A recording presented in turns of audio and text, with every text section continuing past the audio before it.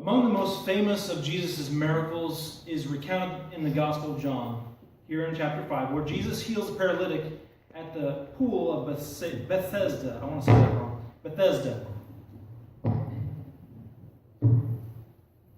The Bethesda pool was excavated 100 years ago in the 1800s. Actually over 100 years ago, but it was taken more than 100 years for archaeologists to accurately identify and interpret the site. The story of John 5 has proved problematic for those who don't believe the Bible is historically accurate. According to tradition, when an angel stirred the waters, the first sick person to enter the pool was healed. In the biblical account, we're going to see that the Apostle John provides some details about the pool. First, he said it was near the sheep's gate. And secondly, it had 5 portices, or porches. A portico is similar to a porch, but it's on the outside of the pool. It's a covered entranceway. It was a 5-sided pool, which will be interesting here in a moment. How many pools do you know that are 5-sided? Not very many. However, because the healing by this pool is only mentioned in the Gospel of John, liberal scholars quickly conclude that it was a later addition by someone not familiar with Jerusalem. In fact, some of your Bibles will often say in verse 4 that this verse is often not included in some manuscripts. Wow, that really undermines the text of God's Word. But here we have archaeology proving the very thing that liberal scholars are trying to take out. The miraculous event at this place in Bethesda, excuse me. So, the theory that prevailed was that this was a fictional place until the 1800s, when they finally rediscovered it and then after 100 years reestablished what it was. And now it is in the Muslim-controlled sector of Jerusalem. Not only that, but I mentioned already the pool has 5 portices, just as John said it did. I'm going to give you a picture here. That is what it looks like today. It is not a pool anymore. The water is not being collected in it, but it's growing with green. I thought I had another picture in there, but there's some pictures of what it might look like in Jesus' day. So, what happened was there would be 5 sections of this pool. There was 2 rectangular pools, had a large basin. They were separated by a wall or portico, and so therefore you have 4 sides on each side, with the wall separating them in the middle being the 5th side. The northern pool would collect water, which replenished it from the rooftops of the housing around it. They would all drain down into this little area, and it would fill that pool area, which actually had 5 different portices or porches. Okay. So I want to bring to relevance to this text. Here we have this guy who has been sitting by the water, been sitting by this pool that was known to have healing waters for 38 years. Jesus simply comes along and he asks him a very pointed question. He says in verse 6, "Wilt thou be made whole?" And in verse 7 it says, "The impotent man answered him, Sir, I have no man when the water is troubled to put me into the pool, but while I am coming, another steppeth down before me." So he's saying, kind of like a taxi cab driver or a guy trying to get a ride on a taxi to the doctor, somebody keeps getting to the taxi before he does. Okay, imagine that today. That might be an equivalent. But here he is, he's trying to get in the pool, and somebody always gets into the water before him, because the tradition said that the first person who got in after the angel stirred the water, and some of your Bibles don't include verse 4. But it says, "For an angel went down at a certain season into the pool and troubled the water. Whosoever then first after troubling the water stepped in was made whole of whatever disease he had." That comment's very important for understanding the text. Why in the world were they getting in the pool? It wasn't just to take a bath. It was for healing. And that one verse is key in understanding this text. It's very important. All right. So why is this text important today? Well, not only do we have the healing of this man, but Jesus uses this opportunity to talk about the Sabbath. And why is the Sabbath holy? We'll get into that here in a minute. The Sabbath, if you don't know, it's in the 10 Commandments. Jesus said, God said in the 10 Commandments, "You shall remember the Sabbath day and keep it holy." No other commandment did he say, "Remember this." anything. But this one, he said, it's almost as if God knew that we would forget it. And today, it seems like, anyway, what was the Sabbath? The Sabbath is basically the seventh day that you shall rest. You should do no work on the Sabbath. You shall rest. And so Sunday is not the Sabbath. Saturday would be the Sabbath. In fact, in Spanish, we have the word for Saturday is sábado, for that very reason, Sabbath. So that is what the Sabbath is in summary. But the Jews came along and they added all kinds of little things around it to guard against doing any kind of work. And here this man, Jesus could have picked any day to heal him on, but he chose to heal him on the Sabbath. Because he knew that the Jews would have a problem with this. Because they made so many rules around the Sabbath that you couldn't do anything, even pick up his mat and walk. So, the Sabbath laws were that. And there were so many laws, no one could keep them all regarding just the Sabbath, let alone the others. But today we're going to see a few things. We're going to see the cure, we're going to see the controversy that Jesus causes because of it, and the claims that he makes as a part of that. Jesus makes some astounding claims as a result of this that we'll see here in a minute. So first, we're going to see the cure. Let's go ahead and read the text. And we already kind of previewed it a little bit, but here we are. If you can read that. If you can't read that, raise your hand. I'm going to read it out loud. Okay. It says, after this, there was a feast of the Jews. We don't know which feast it was, but there was a feast. Jesus went up into Jerusalem. Now there is at Jerusalem by the sheep market a pool, which is called in the Hebrew tongue Bethesda, having 5 porches. In these lay a great multitude of impotent folk. Impotent in this context just means that they were sick, they were lame, and blind, halt, withered, waiting for the moving of the water. And verse 4, I just read, explains that, for they were going to be made whole of whatsoever disease they had. In verse 5, a certain man, we don't know his name, we know he didn't know who Jesus was, but here he is. A certain man was there which had an infirmity 38 years. When Jesus saw him lie, and knew that he had been now a long time in that case, he said unto him, Wilt thou be made whole? The impotent man answered him and said, Sir, I have no man when the water is troubled to put me into the pool, but while I am coming, another steppeth down before me. Jesus saith unto him, Rise, take up thy bed, and walk. And immediately the man was made whole, and took up his bed and walked. And on the same day was the Sabbath. I'm going to stop there for a minute, and we're going to talk about that. Here's where we have the cure. So, the man was 38 years. Could you imagine being sick or infirm, trying to go to different doctors over a period of almost 40 years?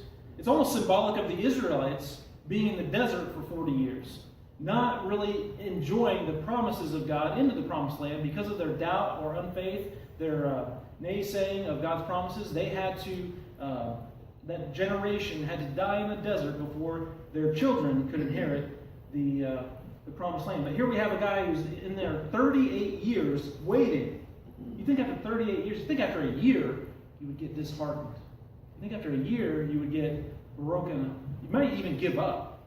But here Jesus is, and he asks him the question, Wilt thou be made whole? I think Jesus knows his heart, just like he knows your heart. He knows every single one of us, our heart. Do we want to be healed? I think that's an important question.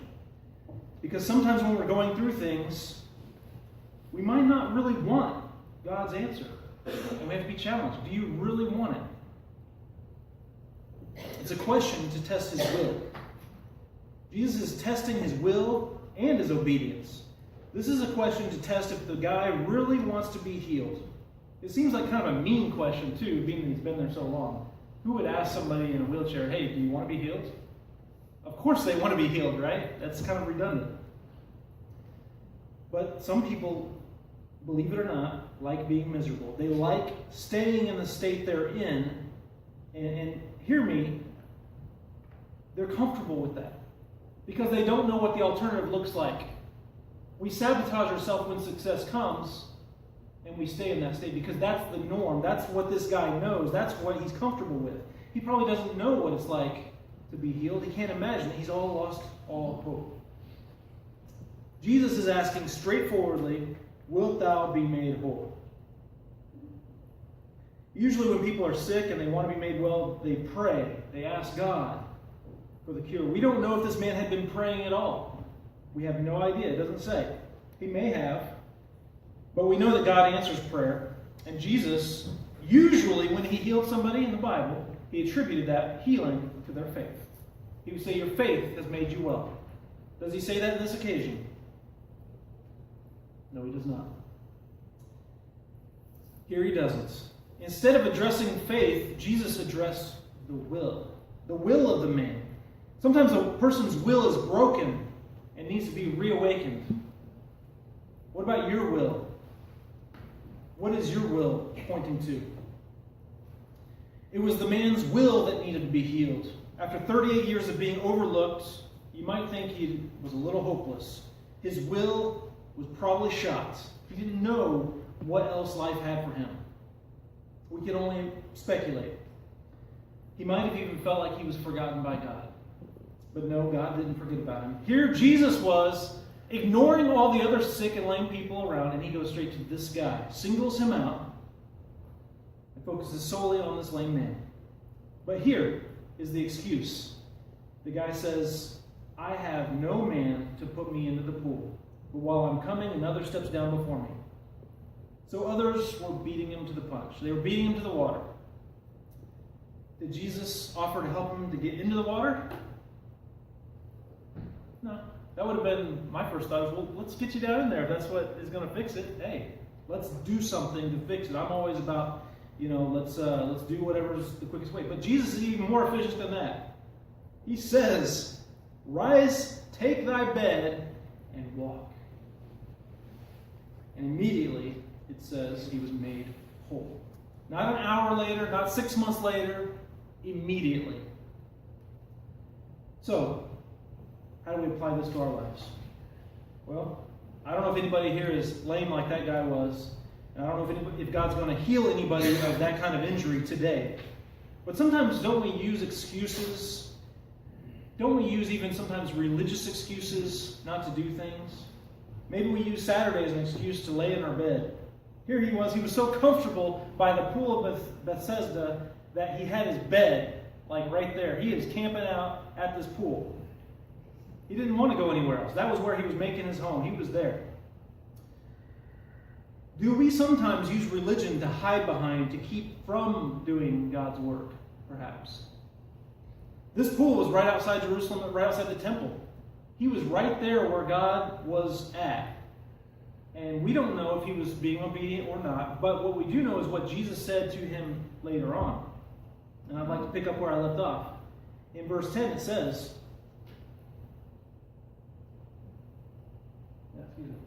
verse 10, it picks up and it says, the Jews therefore said unto him that was cured, because after he was cured he wanted to tell somebody about it, right? So he told the Jews, it is the Sabbath day, it's not lawful for you to carry your bed. He answered them and said that he that made me whole, the same said unto me, take up thy bed and walk. Then asked they him, what man is that which said unto thee, take up thy bed and walk? And he said, and he that was healed wist not, that means he doesn't know who it was. For Jesus had conveyed himself away, a multitude being in that place. So it was easy for Jesus to slip into the crowd and to disappear. Afterwards, though, here's the key part, verse 14. Jesus findeth him in the temple, and said unto him, behold, thou art made whole. Sin no more, lest a worse thing come unto thee.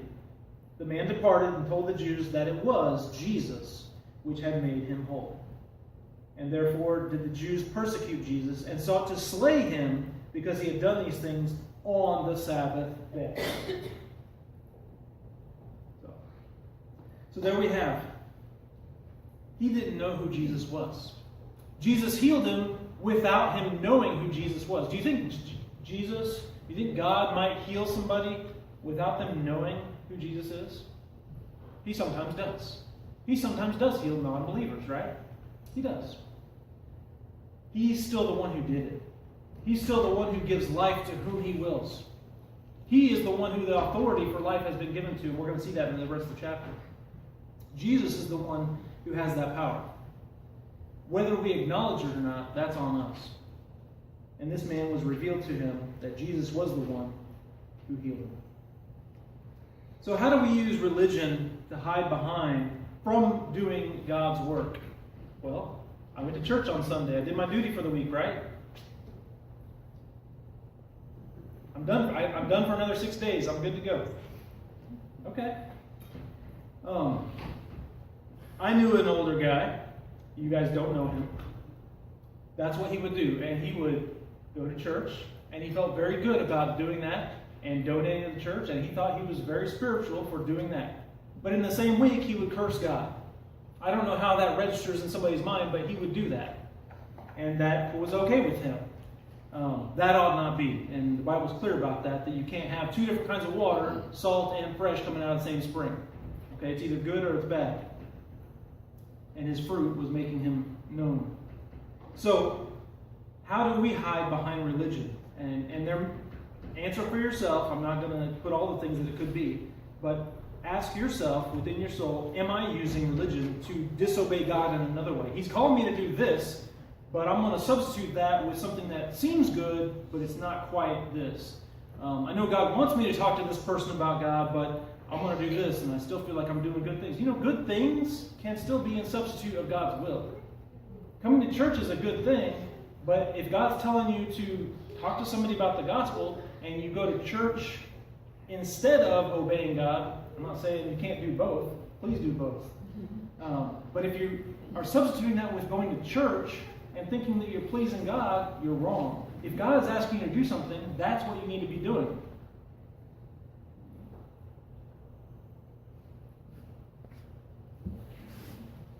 All right, so Jesus reveals both himself and the cause of his infirmity to the man, which is sin. Sin is the cause of his infirmity. Now, we don't, not all lameness is caused by sin, obviously.